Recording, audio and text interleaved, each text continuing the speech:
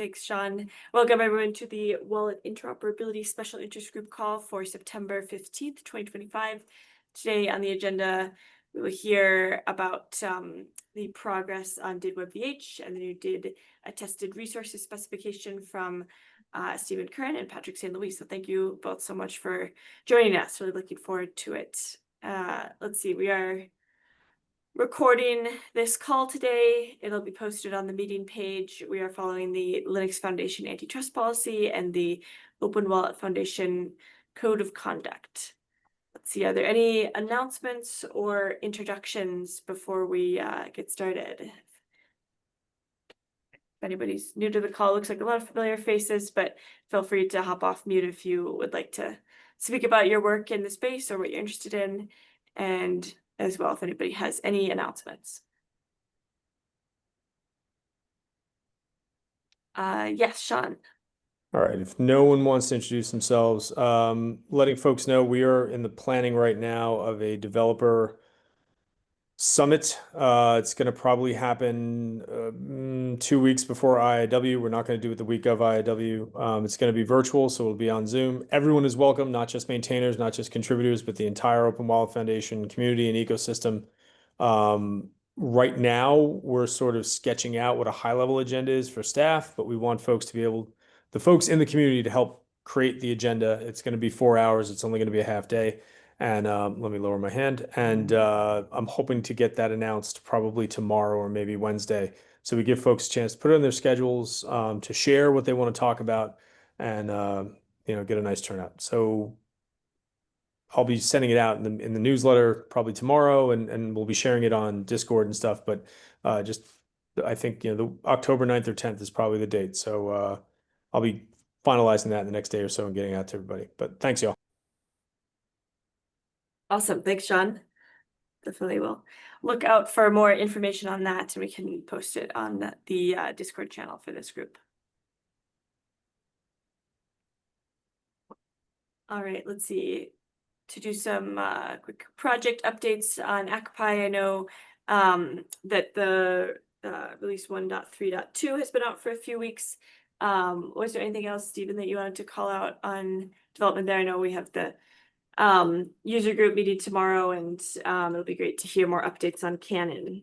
Yeah, Canon, that's what we hope to hear from. They were really getting down to the final adjustments in Canon, so that will expand the storage possibilities in ACPI. Also, there's heavy work going on revocation management, so those adjustments are being made.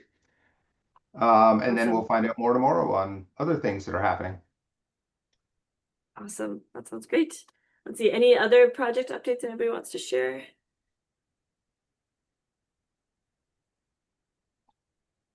I know lots going on in Credo, as always. There's lots of issues and PRs being discussed and move forward. Also, looking for additional help. Looks like there's some folks have some adjustments on the wrappers for ASCAR and AnonCreds and things like that that allow those modules, those capability dependencies to go into Credo. So love to have other folks that have expertise in that Rust JavaScript interface to weigh in on those. Awesome.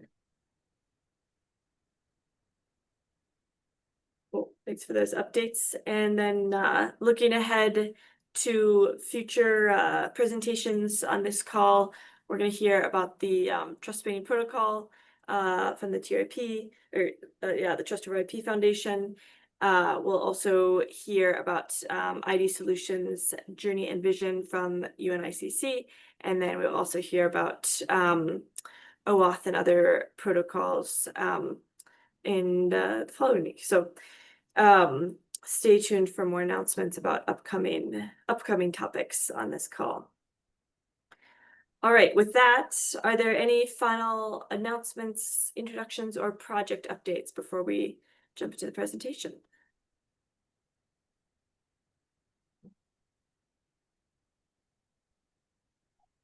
So with that, I will go ahead and pass the screen share over, and thank you so much, Stephen and Patrick, for presenting today. All right, see my slides? Yes, looks great. Excellent. Okay. So we're going to talk about did webvh and give a status update on where we are with the spec and implementations and deployments, because those are all becoming moving forward, which is great. And we're also introducing a spec that came out of the did webvh work, but is really can cross over to other things. So did attested resources. So myself and Patrick St. Louis are on from BC Gov, also representing the did webvh community, the larger one. Big call out to the affinity group that is, or affinity company that's doing a lot of work in that, as you'll see.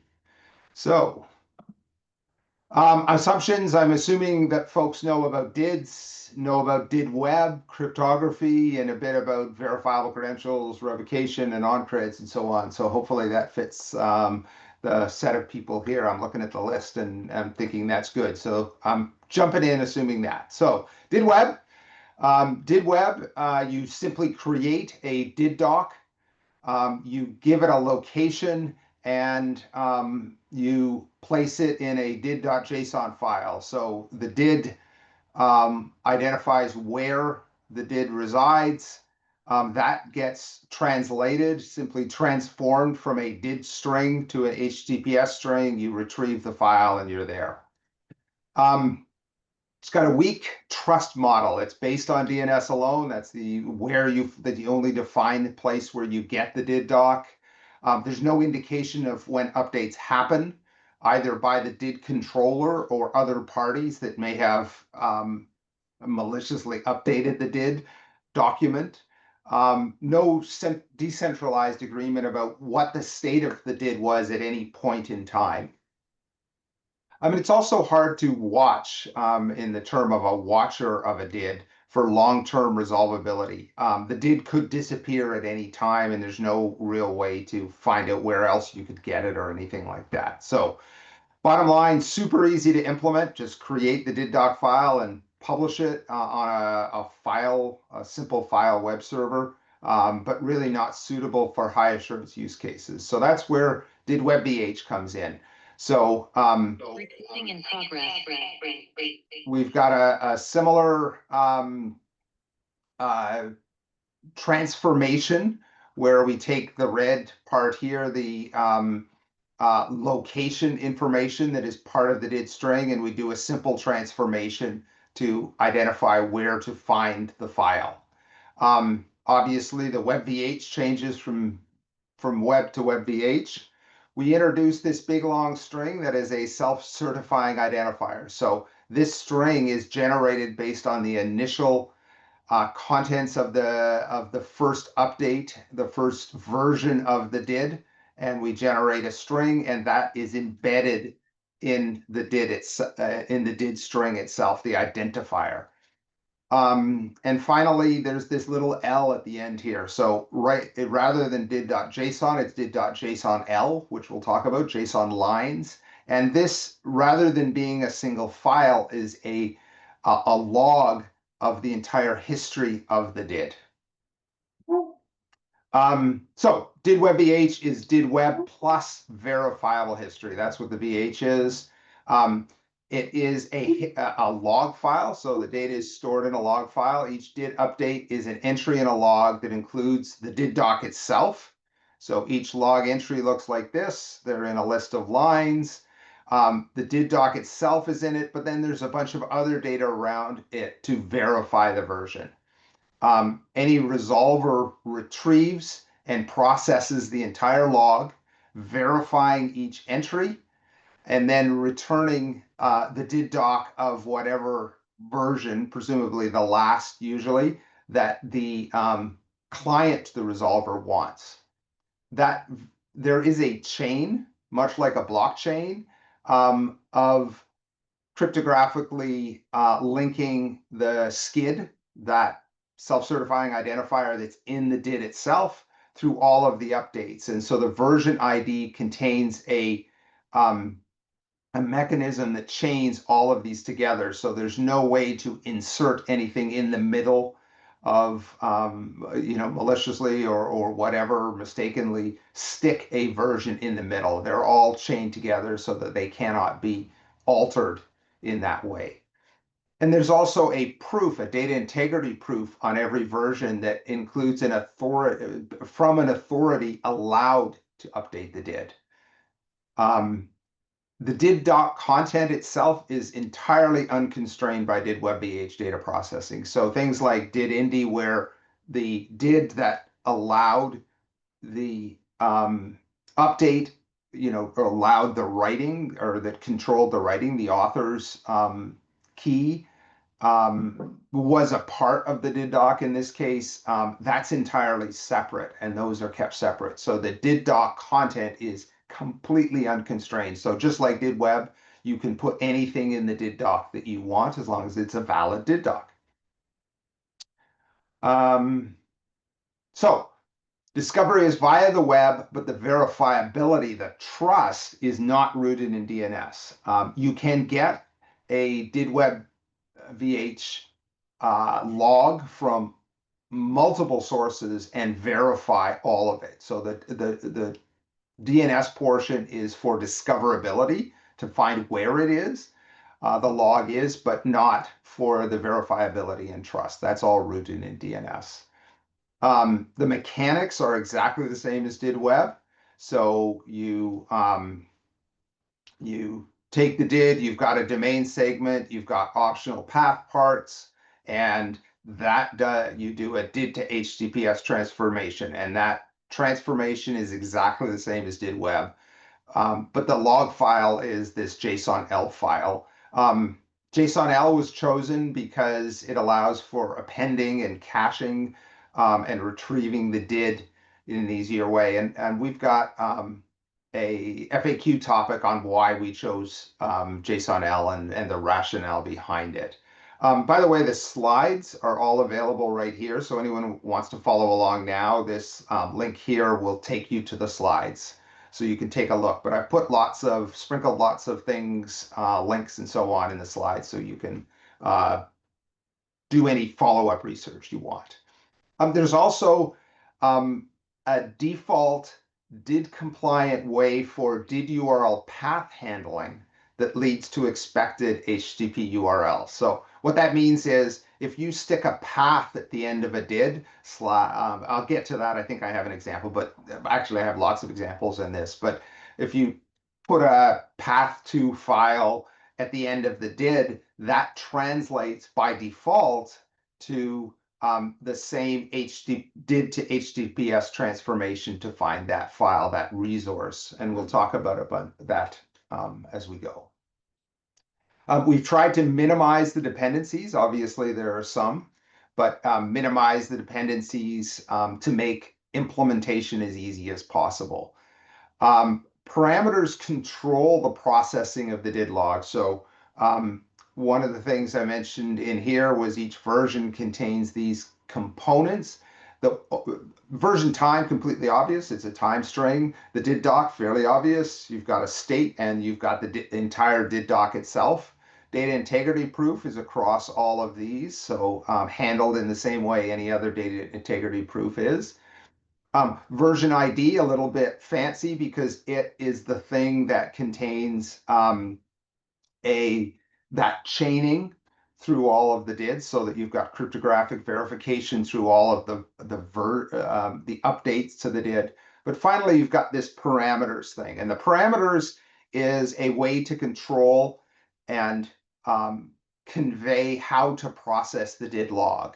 So what spec version is the DID using? Is the DID controller chosen to use?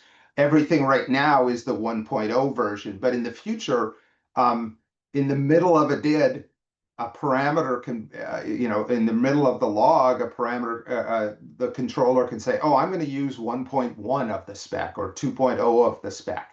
And that will instruct the resolver to adjust how it's processing it, and to be determined what that would mean on each version.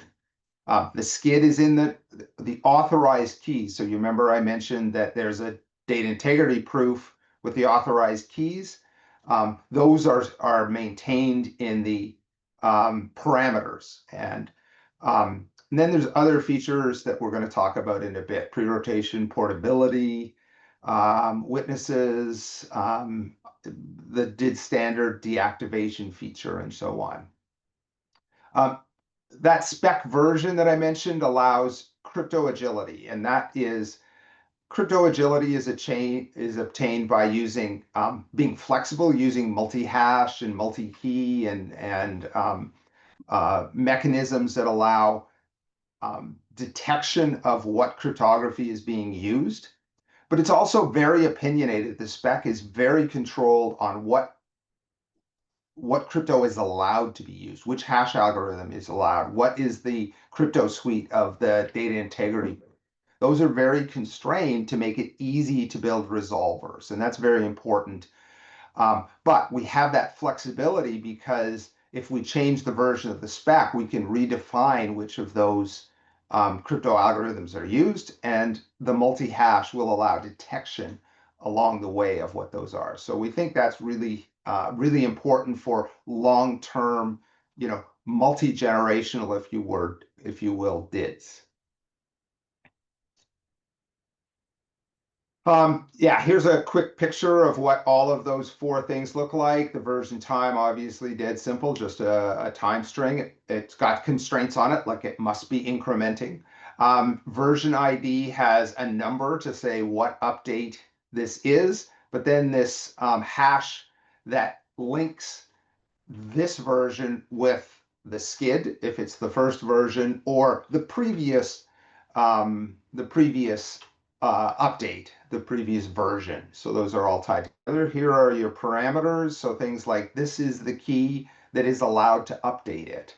This next key hashes is pre-rotation, meaning that the DID controller is committing that the next update key will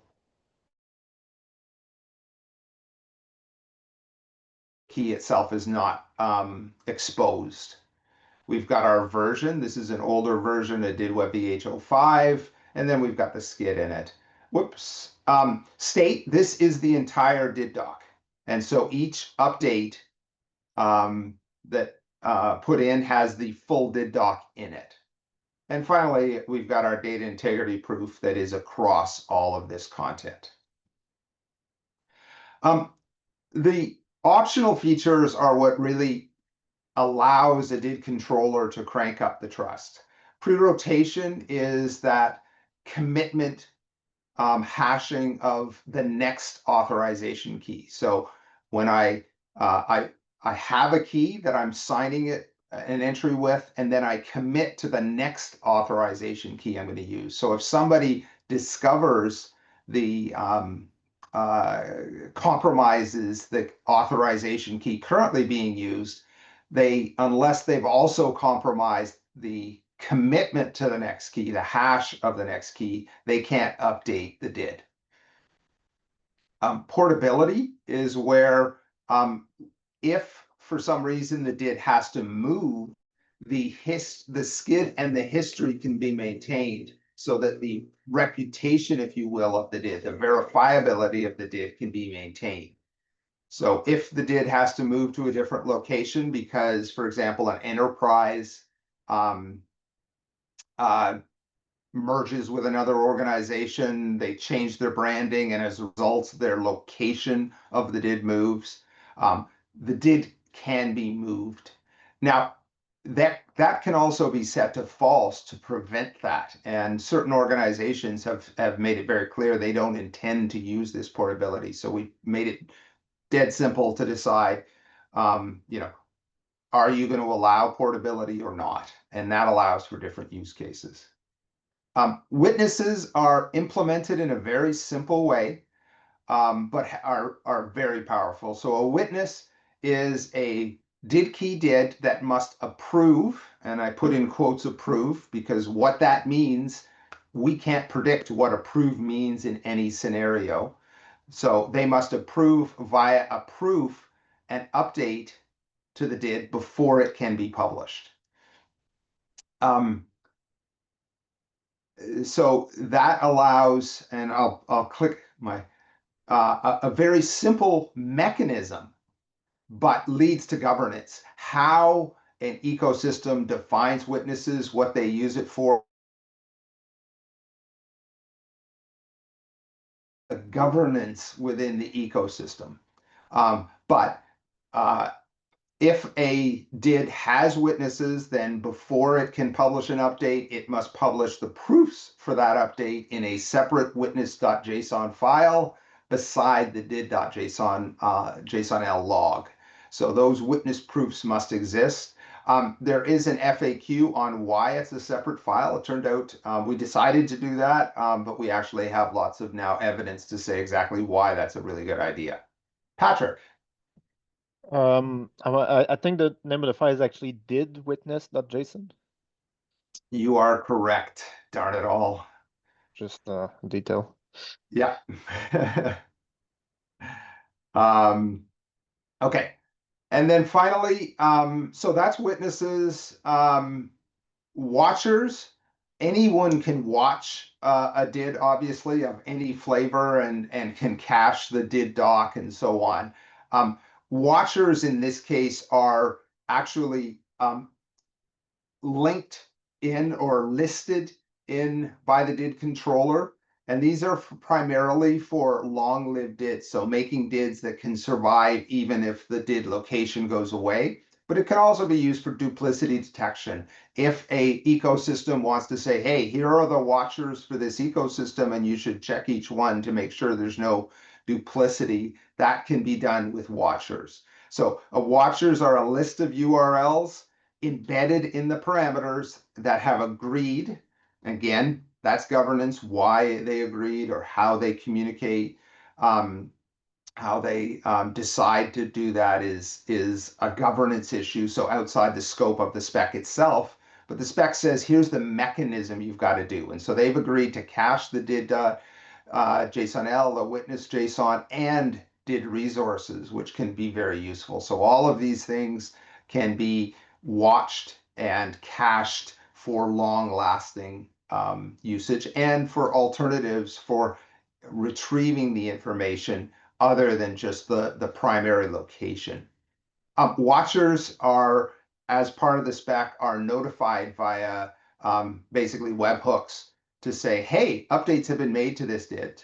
And so that is what signals them to say, hey, I need to go grab those. And this is sort of what separates out official watchers from other watchers that are that are unofficial, that are just monitoring and grabbing the updates. When it's listed in the URL, like formally listed in the parameters, it is an obligation of the did controller to make sure that the watchers are notified when an update is made. So let's get into playing a little bit. So we've got a bunch of implementations. I'm going to run a wizard to walk through the creation and talk about various pieces as we go. So here we are. So hopefully that's large enough font that people can see things. So I'm going to run the wizard. So this is the implementation wizard that was built by Affinity. So this is a Rust implementation. So basically all I've done is fork the repo and run cargo run example wizard, and I get this nice wizard. So I'm going to create a new webvh did. And I'm going to come back across here because I meant to grab this before I go. I'm going to call it, this is going to be the HTTP location of this. We're going to talk in a bit about demoidentifier.me, which is an existing website. It is a did webvh server for publishing dids that has an API, but it also has associated with it now, brand new from Patrick, an explorer for looking at those dids. And so we're going to use that. So that's going to be what I call this did. Hopefully maybe, can you see the Zoom thing and blocking it? It's blocking my view. No, we Oops. can see the No. command line. Yeah, we're Good. seeing command line, Stephen. We don't see anything. Okay, good. Okay, so that's where I'm going to place this did. So this is saying, hey, this is what the did is going to be called. We haven't figured out what the skid is yet. But we do know that based on this address for where it will be found, this is what the did will look like. This is what the URL will look like with the did.jsonl. So I'm good with that. So I'll hit yes. Obviously, keys are used to manage the did. So what we're talking about here is the did, the key that will go into the update keys, the one that will be authorized to update the did. And so I don't have one yet. Obviously, if you're implementing something real, you're going to have proper key management and key management capabilities. And of course, this allows embedding, this Rust library can be embedded in code software that automates all that. So I don't have a key to use, so I'm going to hit this. And I really need to move this because it's not letting me see things. There we go. Okay, I've got one key. I've recorded it. There's my private key, so everyone can look at that and copy it because, hey. As well, I've got, so that there is the overall authorizing key. I don't want to add another key. You can have multiple keys. So again, governance, the did controller can have, say, a backup key that is kept, in cold storage, for example, that can be used to override anything if necessary, but we're not going to have one. So we're going to just have the one key. We're going to use the controller. So now, So now we've got control over it. Now we're going to start to build out the did document. As I said, the did document is entirely, as long as it's did compliant, is up to the controller. So we're not going to put a external controller in. We're going to use the controller that is the did itself. It's not known as another did, but that's valid did core did doc capability, but we don't need that right now. Now here's where we're going to add a verification method. Up here we created a key for controlling, authorizing updates to the did. This is the key that's actually going to go in the did doc itself. So we'll add that. Here's something I really want to underline. In the spec, notice I didn't get asked for what type of key this was. That's because the spec dictates what the authorization key can be. You don't have any choice. It is, as I said, a multi-base, so you can tell what type it is, but you're not allowed to use any other types than what the spec dictates. But in the did doc, because you control the contents of it entirely, you can put any types of keys or as many keys as you want in. So in this case, I'm just going to have one ED25519 key. I have a choice of what capabilities I want. So if I go up here, I can highlight these and add a capability, invocation, and a delegation. I have control over these. Again, this wizard is prompting you through this, but if you're doing this embedded in software, this is the type of control, you have full control over the did doc. So we wind up with a verification method with a bunch of relationships. I'm going to accept that verification method. I'm not going to add another one. So here's what my did doc looks like to this point. It's got the context, got the assertion methods, and the verification method. I'm not going to add a service, but I could add as many services as I want. I don't want to, I can.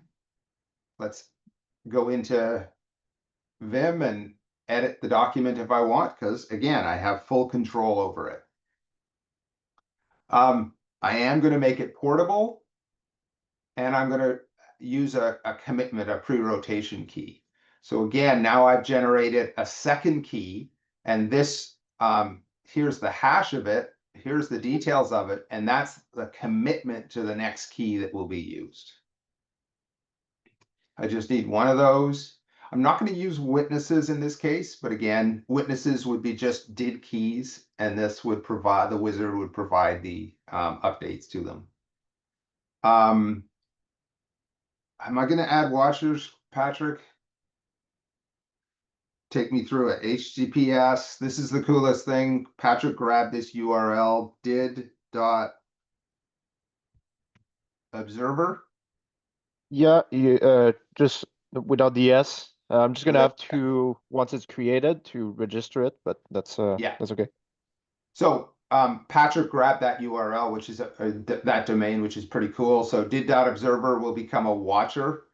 Again, how you use watchers, all of that's governance. You can choose how to do that, what they are, and so on.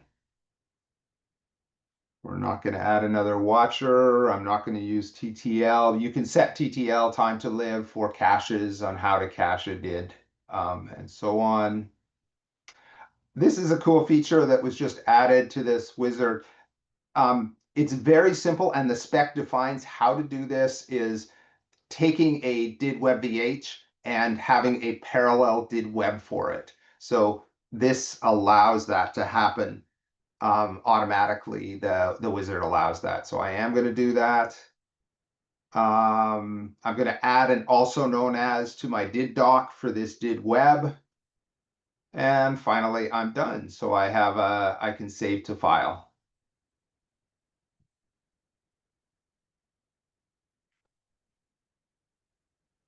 Okay. And now I'll exit the wizard. I'll just show briefly. So I've got the JSON-L file, and so I can look at, this is the log file. So there's one entry in the log, version 1. It's got an ID, time. Here are the parameters. Remember, I set an update key. I set a next hash. I've got my watcher in here. So these are all parameters. The method I'm using, the skid.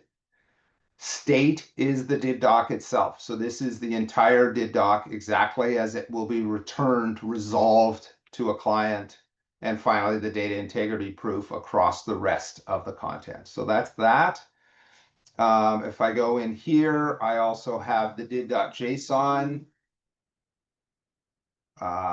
which is the, let me adjust this down. This is the did web document. So the ID here is did web. Notice it's the same as what I used for the did webvh. And it's also known as the did webvh. The rest of it is the same. I'm going to highlight one other thing. Notice that the did web has services. Did webvh, as I said, defaults to making did URLs what you would expect them to be. So if there is a did/path to file, it would be find by using the same did to HTTPS transformation and then sticking did path to file on the end of the HTTPS. That is enabled by implicit, what we call implicit services.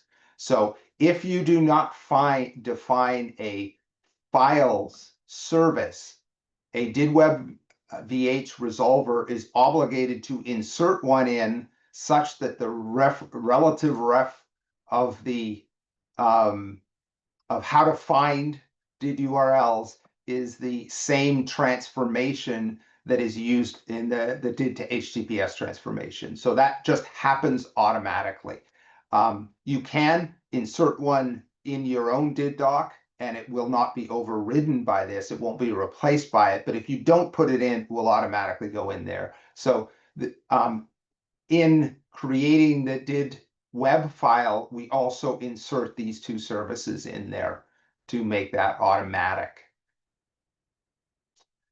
That's all I wanted to show there, I think. So that's the wizard. Now we'll look at the did webvh server. So we'll start in there. Patrick, do you want to go through? This is the did webvh server and explorer that Patrick's created. Yeah, sure. We can go over what's available here. So we have the first thing you'll see is the policies. So this is how an administrator would configure some rule sets about what kind of did can be created, and one of the very useful features, they can enforce some witnesses. So that means the server would have a witness that it knows, and it can enforce that for a did to be created, it needs to be witnessed by a witness that it knows. So that's very similar to it enables to create a similar situation as in the endorsement for those that are familiar with that. Then the server would reject did log entries that are not witnessed by a witness that it knows. There's other policies that it can enforce regarding the webvh parameters. For example, we could say we absolutely want every single did to use pre-rotation, portability, so on and so on. So that's how it works for the policies. These are API protected. And then usually someone would start by creating an identifier, meaning to create an identifier, you publish your first log entry. And if the first log entry adheres to the server policy, this specific server here has no policy set up, so it's kind of a sandbox environment. But if the first log entry, well, first of all, it's valid, right, according to the specification, and it matches the server policy, this will create the did. From that point on, the did controller can send a second log entry if they want to update their did, and etc. And if they have a did created, they can also upload an attested resource, which I think we'll talk a little bit later in the presentation. Yeah. So I'm assuming that's the point where you're going to upload the log entry you just created. Might as well. And this is the live demo portion of the. Yeah, let's go wild. So this endpoint takes two parameters. It takes the log entry, and it would also take a witness signature in the case that you used witness. However, you did not use witness here, so that won't be necessary. You need to put your namespace and the alias. Oh, right. Phew. So the namespace and the identifier are what's referred as the optional path parameter of the did. So every did on this server needs to have two optional path parameter labeled an alias and a namespace. So this can be used to organize your dids on your server. So now this, it's posted, it's resolvable, and it should be available in the Explorer. Unfortunately, the Uni resolver is down at the moment. It would have been really nice to show it, but Actually, we could, if you want to do that right now, we can do the GoDaddy. yeah, let's do the GoDaddy. Okay. Oh, no, it's not going to be that one.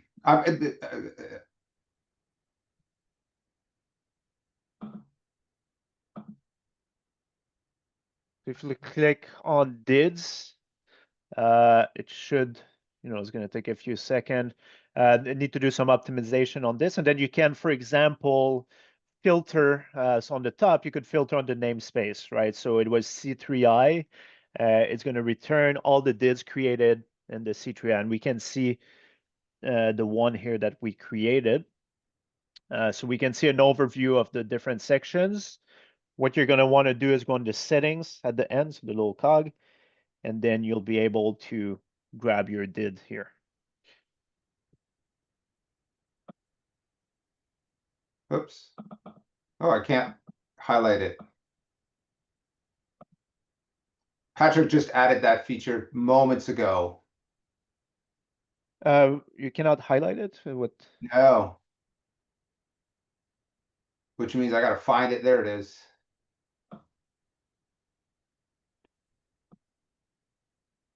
Sorry about this, folks.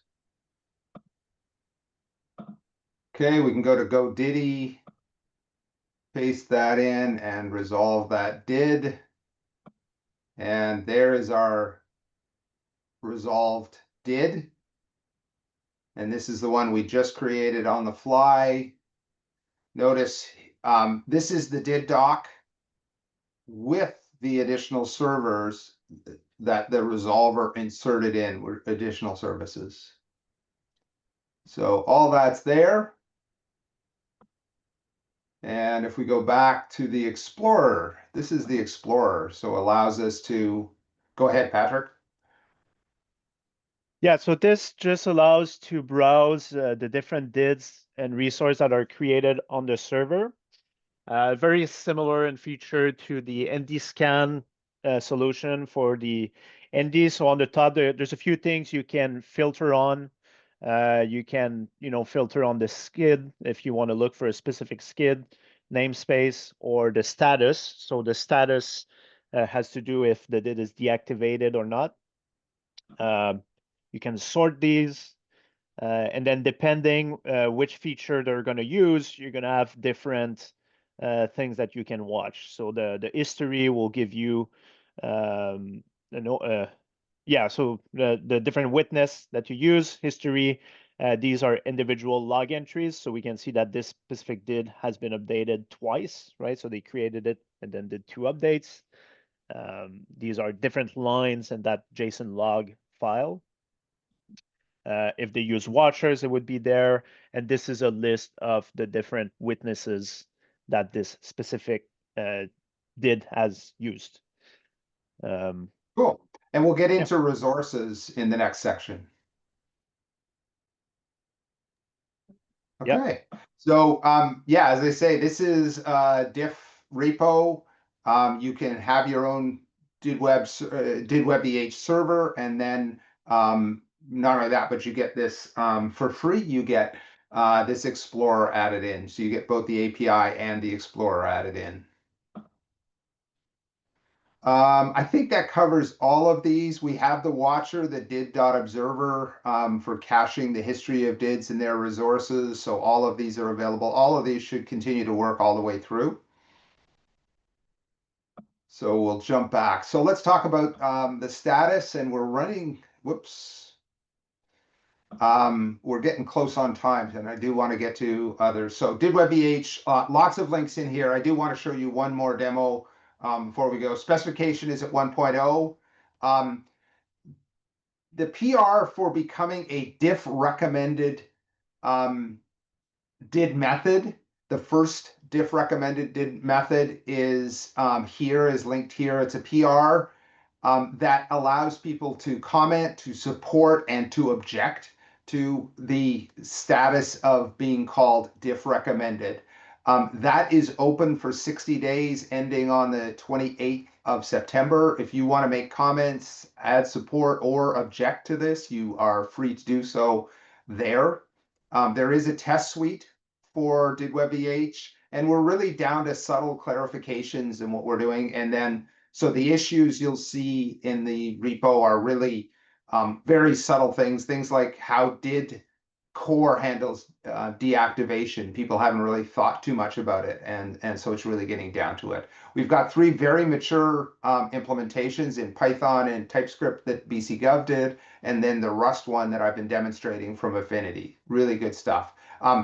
Affinity is just adding WASM support, so really evolving fast. The WASM support should be available shortly, and that allows for actually doing all of this in a browser. There's an FAQ about performance, but it's super fast, and I wanted to show this little one last demo. So if I come back over here, let me close that, clear this, and then go up a little. This one. So what this does, Glenn wanted to find out how fast it really was. And so what he thought was, well, if I have 10 years of history and every month I rotate my did, use new keys, I'm going to have a history that is 120 entries long. And so he wanted to find out, well, how long does it take to generate that history, and how long does it take how big is a did log that's got 120 entries in it, and how long does it take to look at it? So this is a script that he's created, and let me move this back up so we can see the whole thing.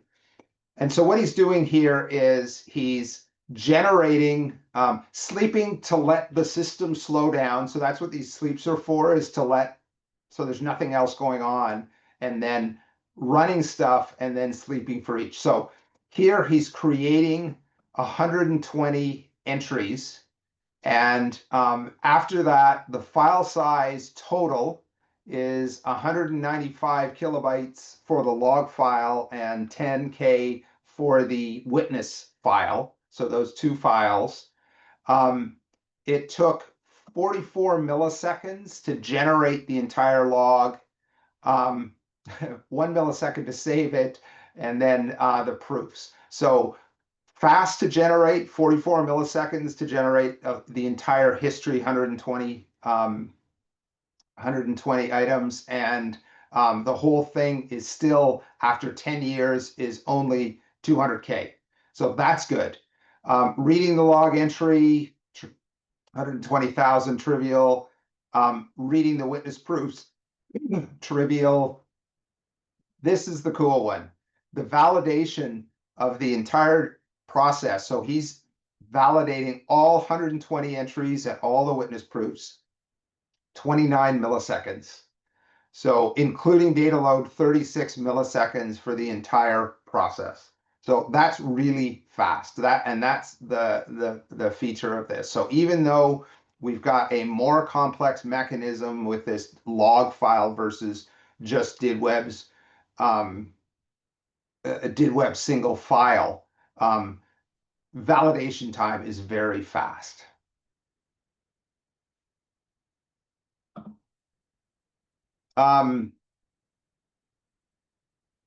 We've got the server with the Explorer. We've got implementations in OWF, Akapi, Credo, Bifold Wallet, BC Wallet. All of those are done. Lots of information in the DidWeb vh.info site. So that's where all of the information is published about DidWeb VH, including the spec, but also the FAQs and things like that. This is a list of real-world deployments that we're aware of that are starting up. The Swiss EID project, BC Gov, UNTP working group, adding that to the United Nations Transparency Protocol, use in the trust spanning protocol. Support is being added. The Rust implementation you're seeing is being included in the first person project. And on the webvh.info site, there is a place to track deployments. And we really want to know as people use it, so that we can get the word out that where it's being used. This is the graphic from how it's being used in the first person prototype. I'm not going to go through this, but this is where it's being used in the first person project. So after all that, I'm already at 51 and we haven't got to did attested resources. Did attested resource is how files are associated with DIDs and how they can be verifiable. So I've already talked about this magic feature that did URLs convert to HTTP URLs automatically, this path to file thing. So that's automatic in did WebVH, and we just wanted that to be just a automatic thing. But we want verifiability as well. It's basically the same problem. When we have, for example, an on-cred support where we've got schemas and credDefs and RevReg files, resources, and those are out there, we want verifiability that it was the did controller that put these out and nobody has messed with it, nobody has altered the data. So that's what did attested resources are.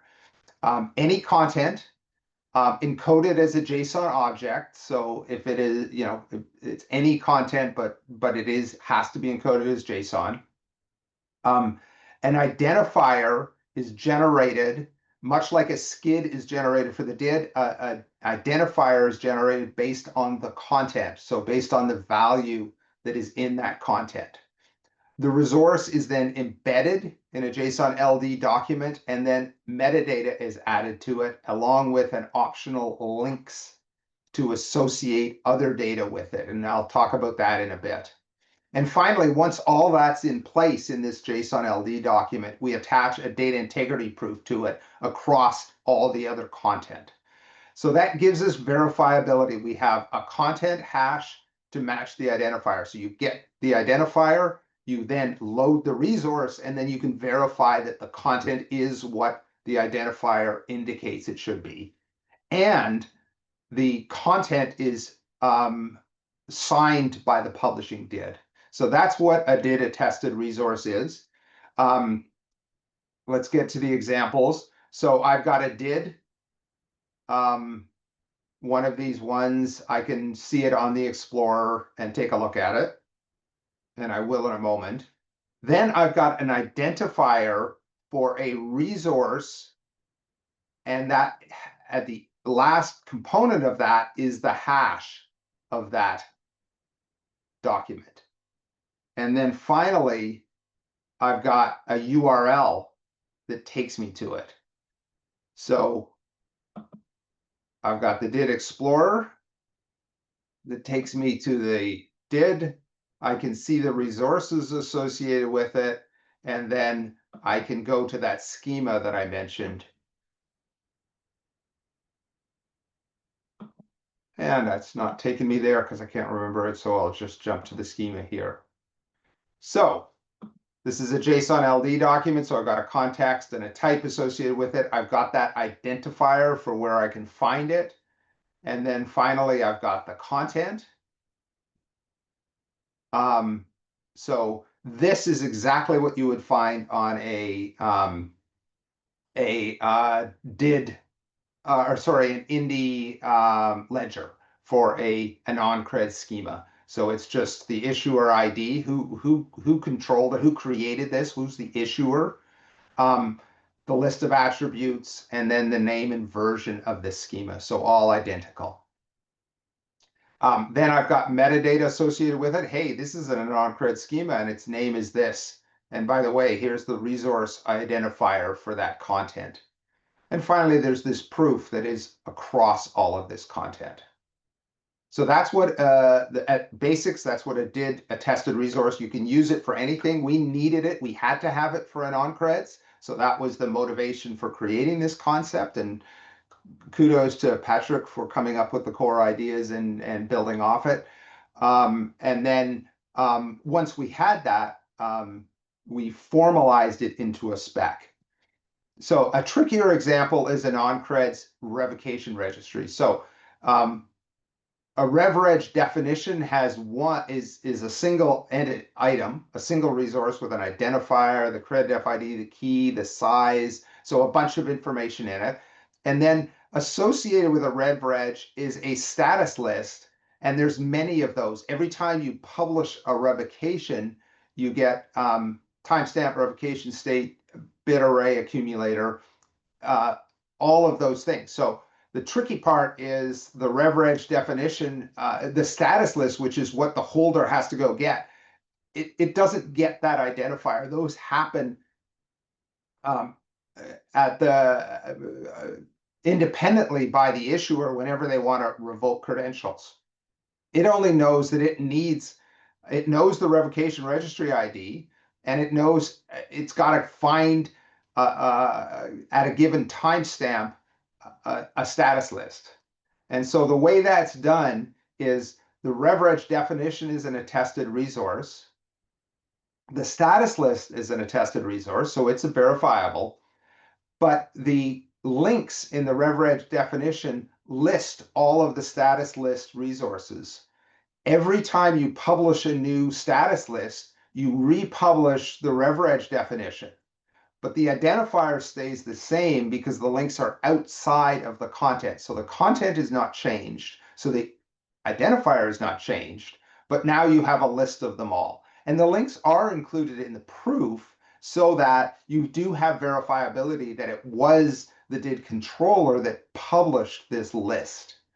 And finally, now the process is they retrieve the webvh definition, they find in the list the particular timestamp or timestamps of interest, and then they load the status list did attested resource from that particular timestamp.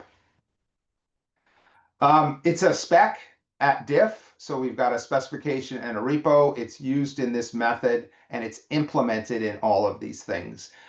As I say, it's useful and necessary for a non-creds to have that same level of trust as we have in say an indie implementation, but can be used for any purpose. And with that, WHOIS, I'm not going to have time to talk about WHOIS, but WHOIS is completely awesome. WHOIS is how you tell who controls a particular DID via verifiable credentials. And I left no time for Q&A, and I apologize for that. If anyone has questions or wants to hang out longer, I'm more than happy to do that. Jim.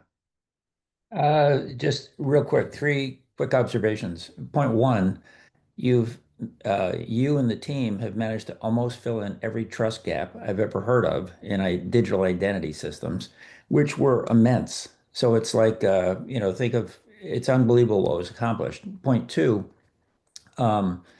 it was nice that the entire team never decided to take a single vacation day in the last year. So I appreciate that. And point 3, the only other question I have is I'm working on what I call decentralized use cases that are, I'll call it very dynamic. So all of the great stuff you've done works great. The one thing I'll say is that we don't have access in the decentralized use cases a lot of times to anything in real time. So what that means is if I have a verification, let's say, that you're showing me, that verification occurred at a point in time. So just like cheese, information has an age. And so, for instance, if you were a field commander trying to organize these resources dynamically, and I show up and you have my DID and all the nice history, the only thing you really want to know is what's the age or when was that last verified? Do you know what I mean? Because you're not going to have access to these things online. In my world, we don't have I'll call it internet access is not a given. It's an occasional thing that shows up for what it's worth. But thank you again. This is ridiculously awesome. So I'm sorry I can't give you guys an award, a financial award for the work you've done, but I appreciate it a lot. Good. I don't have an answer for that, but that was a fascinating question. Interesting. Awesome. Thank you so much, Stephen and Patrick. Did you say that you wanted to stay on to see if there are more questions? I'm happy to stay on if anyone wants to ask any other questions. Cool. I unfortunately have to hop off to a next meeting, but I can make you the host so that it doesn't shut down. Well, I am the host already. No one's put their hand up, so we'll wait a second or Ramek? So we did this in we did this in Enum in DNS a long time ago. When in Enum, when we did this, we put the system, basically you were linking into the parts, not putting it in a massive in the URI, in the DID here. So it's almost like you're calling the parts like links to this thing. I'm finding the actual DID is massive because of what you're doing at the moment. And it sort of feels like I can't tell someone I can use a bit.ly like you're doing on your Google presentation for the slides. Yeah. But is there any way where you could actually, for example, use DNS as a place for grabbing the information for these things rather than doing it inside the actual DID? It seems a bit cumbersome in my eyes, but that's me as someone who's seen things elsewhere. So I think that's a good thing. I think that is a feature, not a bug, because what we don't want is falling back into this, oh, it says Google on it, therefore it's fine, even though the Google's been changed a little or altered a little. We really want that verifiability, and we want it to be machine controlled. We don't want humans involved in that. So I think that's more a feature. There are ways like the Explorer and things like that. We can see that DID PLC at Blue Sky is starting to show that sort of thing can be used and be visible a little bit and helpful. Some of those icons that Patrick used in the Explorer is very cool because those are actually generated by the DID itself, so you can sort of see a pattern that you begin to recognize. So that gives a little bit of human readability, but we really want it machine readable. There's some work here based on enum, very similar here, which is Okay. done in about 2006, which we did in DNS, where we basically were trying to put people into DNS. So there's a Okay. similarity here of what you're trying to do with the ID on the command on the URL on the DID, Yeah. as we did in enum in 2006. This is before what we did was telnet, which is .tel, which came out of this. So there is a Right. sort of DNS worth looking at from a few years back, looking at Okay. doing this in DNS. All right. Anyway, It I'll should let be, Jorge carry on. I'm going to drop should be off the to go to the details. next call. Thank you. Jorge.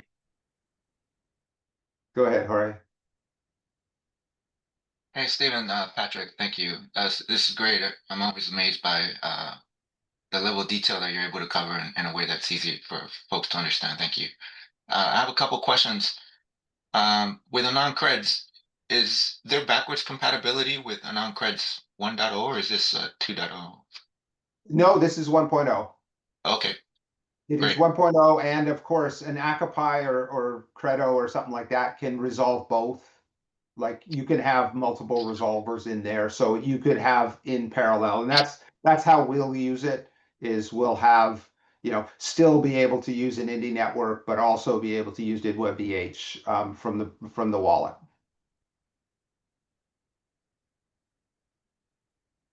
That's great. My second question on the attested resource. Yeah. I noticed that the file content is a JSON document. It's an embedded JSON document. Yeah. But are there any limitations into what type of files could be attested? So, Patrick, you want to answer that? So at the moment, it's JSON. One concept that there's an issue open on it that I want to investigate is you would still have a JSON. However, it would be an ID field with a data URL, right? So, for example, if you have a picture, which is a reasonable size, and you convert it to a data URL, you could sign that inside that content. It would still be JSON.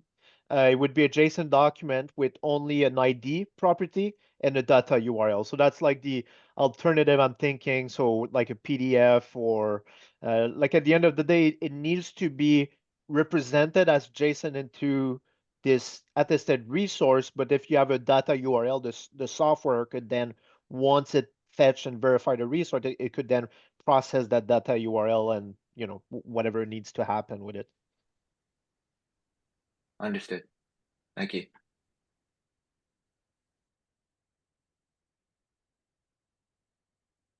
Cool. Any other questions? All right. Well, thanks so much for coming. We'll get Thank you this again. It was posted awesome. and Appreciate it. join us next week for the trust spanning protocol discussion. Take care, all. See ya.